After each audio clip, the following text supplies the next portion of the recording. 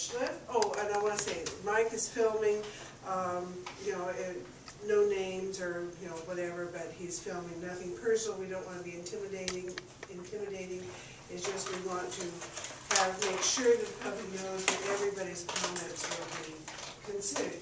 So Fred is our building consultant. He's been working with us since... Actually, 3 years ago? At least. And so I will let him give his credentials and what he's doing and introduce the session. Fred, does this bother you? No. Or maybe we okay. Well, it's very nice to see you, and thanks for coming. Let me take 1 minute and talk about my background. I have a doctorate from the Library School at the University of Chicago. I've been on the faculty at the University of Illinois Library School in Urbana since 1970. And what I teach now, I'm retired, and what I teach now is library buildings. And I'm also director of the Public Library in Urbana for 32 years. And this is, in terms of consulting on library buildings, this is about number 130. So outside of that, I don't do much of anything, because there's no time left. But it's been a lot of fun. As Dee explained, we're moving into fast year because the state of Illinois has a very large amount of grant money available for public library construction, and all the information needs to be in mid-April, including not only the building program, but also the schematic design from the architect. And that means that we have to move very quickly, and everybody intends to get this done in time. The grant will depend on how many libraries apply, but they're going to, the ones they're able to fund, in the case of DeKalb, it would be 2/3 of the cost paid by the state.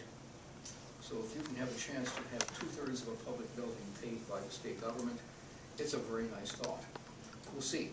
If there's not enough money, and it's done pretty much in order of need, and if there's not enough money, then it goes on to the list for the next money. But at any rate, we want to be, whatever happens, we want to be very sure that there is a completely compliant grant. And I say compliant because the number of nitpicking rules we've got to match is significant. And since it came out of the state legislature, you can imagine that it's more complex than it would have been under other circumstances. But we'll get it done. So I can mention just maybe in 5 minutes kind of what's going on in libraries. And this building is 80 years old, and it's been modified and changed to some degree, but basically it's pretty much the same building that was built in 1931, which is pretty remarkable. You think how many other buildings and things as technical in libraries have gone this long without serious modification. I think the children's room was added at a later time, and but you're running on decades-old heating and ventilating equipment, which is, you know, it's technological adventure all alone. Because Dee describes, you know, a part breaks and they have to scour the country. Does anybody still have this part? It's sort of like fixing a 1927 Hupmobile or something. You know, where do you find the repair parts? So they will, you know, obviously one thing that will have to happen is total replacement of the heating and ventilating system. The key to making the whole thing work was this wonderful arrangement between the city and the library to close 3rd Street so the building can be expanded. So up until then, there was no way to go. If you go north, if you go east, you demolish a very substantial church in the process. And the chance of that is exactly 0. And then the library board looked at building somewhere else. But that would mean you have the old historic building, and somewhere a mile away is the new library. And that's a very awkward arrangement. So having the two connected, as shown in this sort of preliminary study there, seems to be, really the breakthrough moment when the city unanimously, city council said, yes, let's do it. So that's where it stands right now. What's happening in libraries? You know, in many respects, you know, we all know libraries are very comfortable, and they're what I've seen forever, but things are changing all the time. And we have learned over the years that we just have to be ready for the next change, and no one's entirely sure what it's going to be.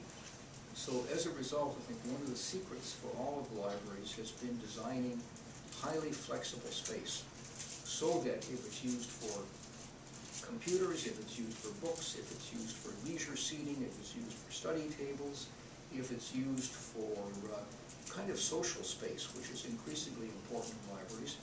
It takes rearrangement of furniture, not demolition. And nobody a decade ago saw the laptop revolution coming. Nowadays, you go into a public library and the people have strung cords everywhere plugging in their laptops because laptop battery chemistry hasn't improved along to match laptops, and maybe it never will. We may have reached some theoretical limits, but in the meantime, you know, libraries are full of people with laptops plugged in, and if we don't have electrical outlets, we have cords stretched all over everywhere and people tripping, and that's not a very productive thing. There's been a kind of a succession of services in libraries. You know, VHS, 16mm films. When I started in libraries, it was 16mm films, and then VHS tapes, and beta for a brief pickup. And now DVDs, and then Blu-rays, and what's next? And that's one kind of succession, you know, just that the new technology replaces the old. I think there have been probably 20 different sound recording technologies widely used in my lifetime. And every few years, one replaces another one. So we have to be ready for that. And then we also have to be ready for some things that come and stay, and other things that eventually go. And we're never entirely sure how that's going to happen. One example talked about is that when I was in junior high school, I grew up in Fargo, North Dakota, and that's when television hit.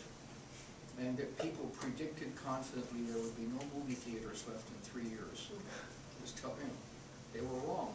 I mean, what we have is both. And in large part in libraries, as services come up, we don't get rid of the old ones, we just add the new ones. And the old ones may change a bit. But we kind of, one of the reasons we need more space is that people have more things they want done in the library. And they, you know, the e-books come along and they don't say get rid of the published books, they say give us e-books also. You know, Dee's got some charts there showing, so right now the library circulation is about 1% e-books. National book sales, I think in dollar terms, is about 3%. But when you listen to the press, you think it's you know, the book is dead already. It's not. And my personal feeling is it's going to be both. That in large part we're going to be doing multiple things, and our buildings had better be happy with that fact. So what do we do as building planners? One thing is that we don't make any partitions we don't need. Don't build a separate space unless there's some special reason to, because it may not be the best space in years to come. The second thing is be sure that everything is very well lighted, and you can do lighting now that is equally compatible with computers, with reading, with taking naps, which is always a good thing in libraries, with sitting and talking to your friends and drinking coffee, or whatever else comes along with social meetings. They're all lighting is compatible with everything, so we don't have to rip the lights out when we move book stacks around. So in other words, basically a clean, flexible, well-lighted, comfortable space that can be used for pretty much any purpose. And so when you look at libraries, a lot of the use is defined by the placement of furniture, and not by walls and partitions. I keep arguing for making all the service desks just furniture. So if you decide you need the reference desk over here instead of over there, it's a matter of unplugging the phone and the computer on a Saturday early and dragging it over here and plugging everything back in again. And to me, that's, you know, given the rate of change and what I think is the genuine unpredictability of future need, we're going to have to do that. Some things really do die. The best example I can think of is the everyday reference books, many of which are going, because the online access to reference company databases works better. Because when a reference book comes out, the information is already old because of the printing process. It may be 3 months old, it may be 6 months old, and you keep it for a year, and now it's 18 months old. Whereas if you purchase access to the same publisher's database, the data is usually no more than a few hours old. So reference sources like the Statesman's Yearbook that you go to for, say, who is the U.S. ambassador in Chile? You know, would you like to have 18-month-old information or 4-hour-old information? And so I think, and for reference books where we want not huge quantities, but often just a couple of paragraphs of data, that's proved to be a kind of an evolutionary step. And that's the main thing I've seen become obsolete in libraries, is that all the reference collections are shrinking. So, Well, the catalog guide. yeah, yeah. And the electronics did better. The Dollars Grove Public Library, the last time I was there, it's been a few years, had both. And they said, look, we have citizens who like the card catalog, they're willing to pay for it, so we have it. We have the electronic and the card version, and we'll get rid of one when they decide that they don't like it anymore. And I thought that's the way to pay proper attention to things. If the citizens in the community say, yes, spend the money, do this, we say, how soon? You know, pretty easy. And that's kind of what we're doing here, is asking, you know, to be sure that we really got it right. This is a building program. A building program is a detailed description of what's going to happen in the library from a service viewpoint, how that translates into space. And so this one actually lists every piece of furniture in the expanded building and how much space it takes. The result is, you know, a dead tree. But this is available if you want to look at it. It's on the library website. And if you wanted it, Dee would email you a copy of it as well, because I think it's about 200 pages. Yeah, over 200. So it's probably more about that subject than you really wanted to know. But you're very welcome to it, and we'd appreciate any comments. You know, I hope I'm through talking and I'm beginning to start